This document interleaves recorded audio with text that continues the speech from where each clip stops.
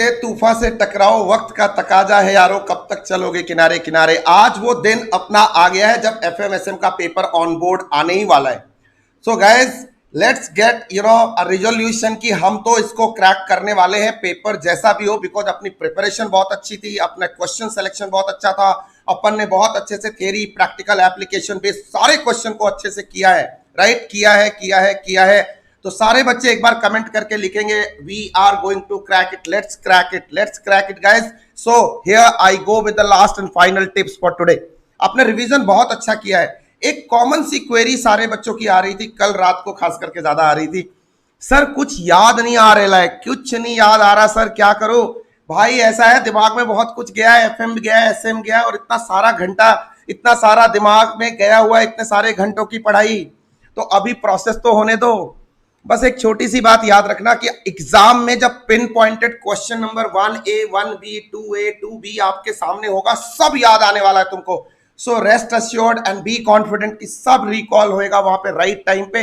बस एक छोटी सी पीस ऑफ एडवाइस है, ये फाइनल टिप दे रहा हूं आपको।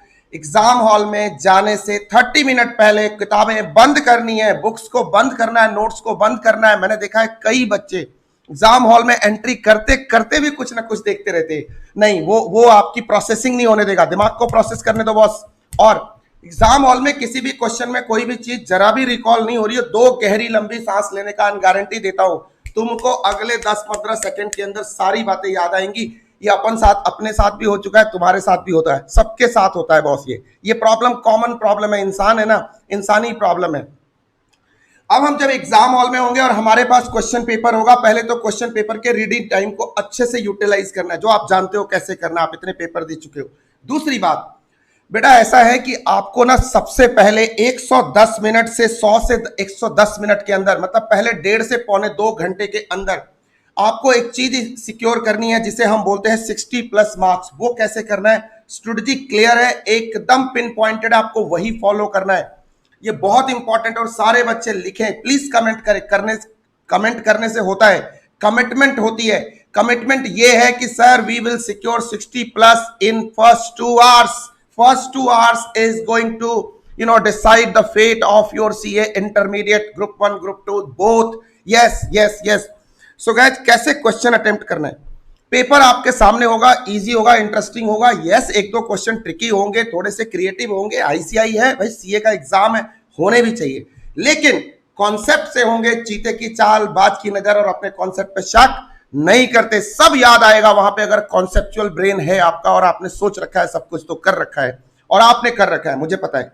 चलो बात करते हैं। देखो आपके पास पार्ट 1 पार्ट 2 दो पार्ट में आपका क्वेश्चन पेपर होगा। पार्ट 1 आपको तुरंत जाते के साथ नहीं करना है, जो नहीं बोल रहा हूं उसको नहीं करना है। पार्ट 2 जाते के साथ शुरू करना है। इसमें पहला क्वेश्चन कंपलसरी होगा 1A B C, और एसएम के अंदर होगा 5A 5B 5C। एफएम या एसएम ये तुम्हारी कॉल होगी क्वेश्चन पेपर देख के, नो प्री कॉल कि बेटा एसएम कर लेना, एफएम कर लेना। मैं कौन होता हूं बोलने वाला? मैंने पेपर लिखना होगा, मैं एग्जाम हॉल में जाकर डिसाइड करूंगा पहले एफएम उठाऊं या पहले एसएम उठाऊं। बट मैं जो भी उठाऊंगा मेरा सीक्वेंस क्लियर है, मुझे पहले 2 से पौने 2 घंटे के अंदर 60+ नंबर मुझे सिक्योर करने हैं, क्योंकि वही उसी से मेरी सारी फेट डिसाइड होने वाली है। आपको शुरू कहां से करना है? देखो मैं बहुत ही एनालिटिकल तरीके से बता रहा हूं, ध्यान से सुनो।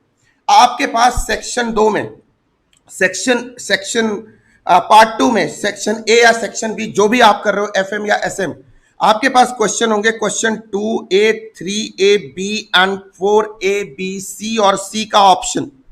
ये होगी थियरी। अगर मैं एफएम की बात कर रहा हूं और एसएम के अंदर आपके पास 6AB 7AB 8AB एंड उसका होगा ऑप्शन। मेरे लिए अगर आप एसएम कर रहे हो, पहले तो आपको सबसे पहले क्वेश्चन नंबर 8 ऑप्ट करना चाहिए, बिकॉज इसमें 3 में से सिर्फ 2 क्वेश्चन लिखने हैं जो 100% आप लिखने वाले हो, सारे बच्चे लिखने वाले हो। और इन दोनों में से कोई एक क्वेश्चन पिक कर लो और इन दोनों क्वेश्चन को ऐसे लिखो कि जीवन में इससे अच्छा कुछ लिख ही नहीं सकते। और टाइम है आपके पास 30 मिनट, टाइम है आपके पास 30 मिनट। ये ध्यान रखना, टाइमर पे ध्यान रखना। उसी हिसाब से इन 2 इंपॉर्टेंट, अच्छे, अट्रैक्टिव, अच्छी प्रेजेंटेशन के साथ, अच्छे हाईलाइट के साथ क्वेश्चन को मार्क करो। एंड अगर आप एफएम कर रहे हो तो प्रेफरेबली 2 और 3 को ऑप्ट करना चाहिए आपको, क्योंकि ये थियरी है। राइट।